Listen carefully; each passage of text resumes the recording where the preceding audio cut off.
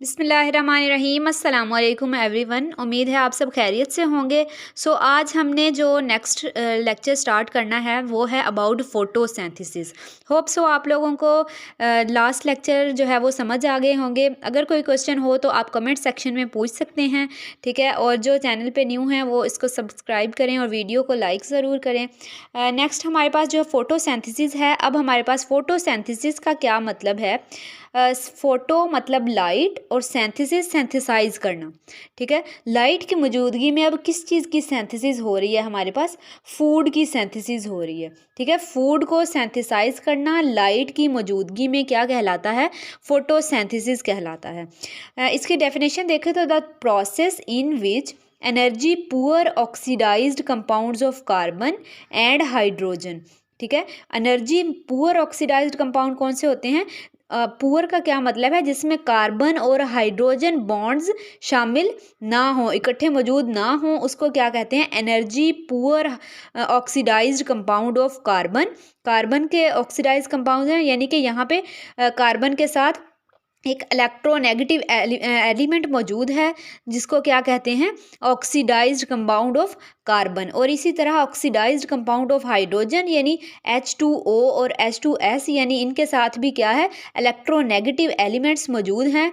Carbon और hydrogen atom मौजूद नहीं है, एलिमेंट मौजूद नहीं है, ठीक है। The process in which energy poor, यानी जिसमें कार्बन और हाइड्रोजन शामिल नहीं है, oxidized compound of carbon and hydrogen are reduced to energy rich carbohydrates. अब ये किस में रिड्यूस हो जाएंगे, एनर्जी रिच कार्बोहाइड्रेट्स के अंदर रिड्यूस हो जाएंगे। कार्बोहाइड्रेट्स क्या है, अब कार्बोहाइड्रेट्स जिसमें कार्बन हाइड्रोजन एंड ऑक्सीजन मौजूद हो, उसको क्या कहते हैं, कार्बोहाइड्रेट्स कहते हैं। तो एनर्जी पुअर किस में चेंज हो रहे हैं, रिड्यूस हो रहे हैं एनर्जी रिच कार्बोहाइड्रेट्स के अंदर, using the light energy, light energy को यूज़ करके, that is absorbed and converted to chemical energy, जो पहले एब्जॉर्ब की जाती है लाइट और उसके बाद कन्वर्ट कर दी जाती है केमिकल एनर्जी के अंदर by chlorophyll and some other photosynthetic pigments. Photosynthesis में बहुत से और पिगमेंट्स में यूज़ होते हैं, उनकी मदद से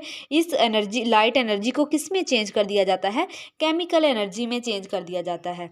अब हम इसकी इक्वेशन देखें तो इक्वेशन हमारे पास है 6CO2 plus 12H2O plus light, chlorophyll की मौजूदगी में क्या चेंज हो रही है, किसमें, ग्लूकोज प्लस ऑक्सीजन रिलीज़ हो रही है और साथ में 6 मॉलिक्यूल्स वाटर के बन रहे हैं, ठीक है। ये फोटोसिंथेसिस की इक्वेशन है हमारे पास, ठीक है। अब यहाँ पे क्या हो रहा है, एनर्जी पुअर, यानी ये देखें कार्बन डाइऑक्साइड एंड वाटर, जिसमें कार्बन और हाइड्रोजन बॉन्ड्स इकट्ठे मौजूद नहीं है, एनर्जी पुअर हैं कंपाउंड्स, ये किस में रिड्यूस हो रहे हैं, ग्लूकोज में, कार्बन हाइड्रोजन ऑक्सीजन, ये देखें एनर्जी रिच जो कार्बोहाइड्रेट्स हैं उसमें क्या हो रहे हैं, रिड्यूस हो रहे हैं।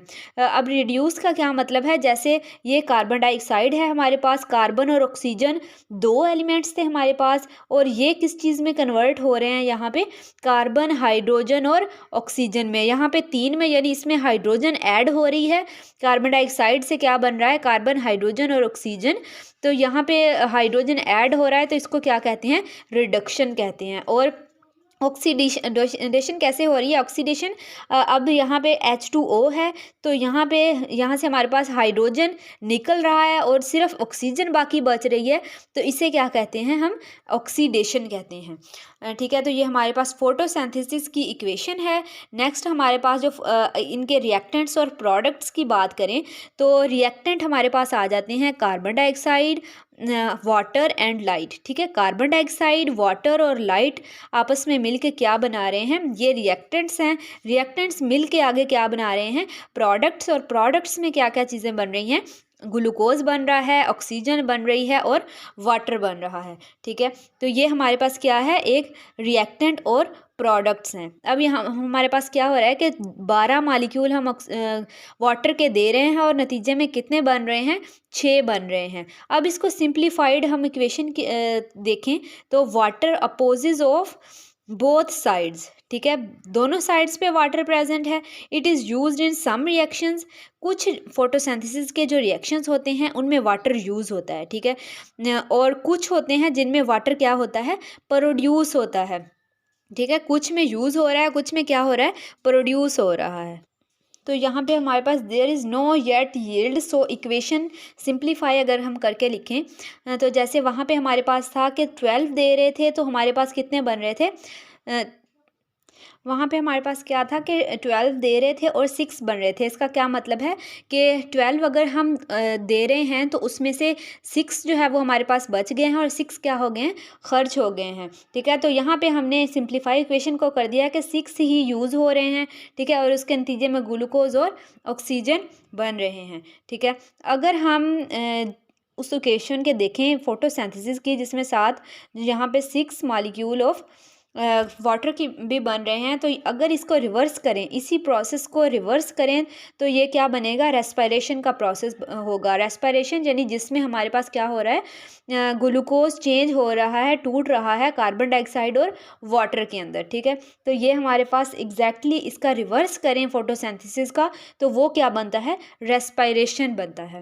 नेक्स्ट अगर हम फोटोसिंथेसिस और रेस्पिरेशन के डिफरेंस को देखें तो फोटोसिंथेसिस की डेफिनेशन हमने पहले भी देखी कि एनर्जी जो पुअर कंपाउंड्स होते हैं वो किस में चेंज हो जाते हैं, एनर्जी रिड्यूस हो जाते हैं एनर्जी रिच कंपाउंड्स के अंदर सनलाइट की मौजूदगी में।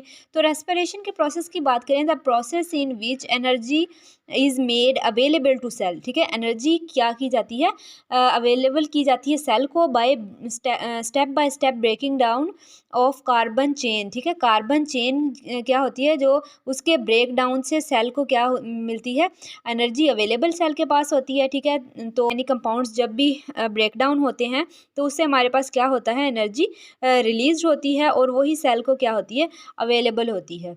It occurs only in day time, ये डे टाइम के अंदर होता है। ये प्रोसेस जो है वो डे और नाइट दोनों टाइम्स के अंदर होता है। ये एक एनाबॉलिक प्रोसेस है, यानी कि हमारे पास कार्बन डाइऑक्साइड और वाटर मिल के क्या बना रहे हैं, ग्लूकोज बना रहे हैं। ठीक है, और कैटाबॉलिक ये प्रोसेस है, यानी ये टूट रहा है, जो ग्लूकोज है वो टूट के किस में चेंज हो रहा है, छोटे हिस्सों में चेंज हो रहा है, कार्बन डाइऑक्साइड में और वाटर में। ठीक है, ये एनर्जी कैप्चरिंग प्रोसेस है, इसमें एनर्जी जो है वो एब्जॉर्ब होती है, लेकिन ये क्या है, एनर्जी रिलीजिंग प्रोसेस है। इसमें एनर्जी क्या होती है, जब कार्बन चेन्स की ब्रेक डाउन होगी तो एनर्जी क्या होगी, रिलीज होगी। इसमें जो रिएक्टेंट्स होते हैं, carbon dioxide, water and light. ठीक है, और इसमें जो रिएक्टेंट्स होते हैं वो ग्लूकोज और लाइट होते हैं, क्योंकि ये रिवर्स रिएक्शन है।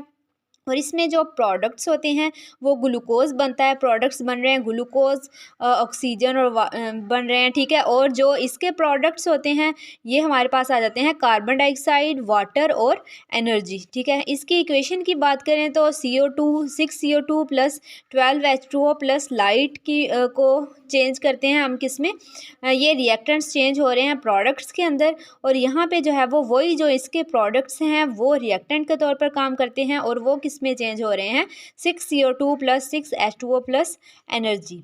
ठीक है, तो ये हमारे पास आज का लेक्चर था। ठीक है, और नेक्स्ट इंशाल्लाह नेक्स्ट लेक्चर को डिस्कस करेंगे। होप सो आप लोगों को समझ आ गई होगी। अल्लाह हाफिज़।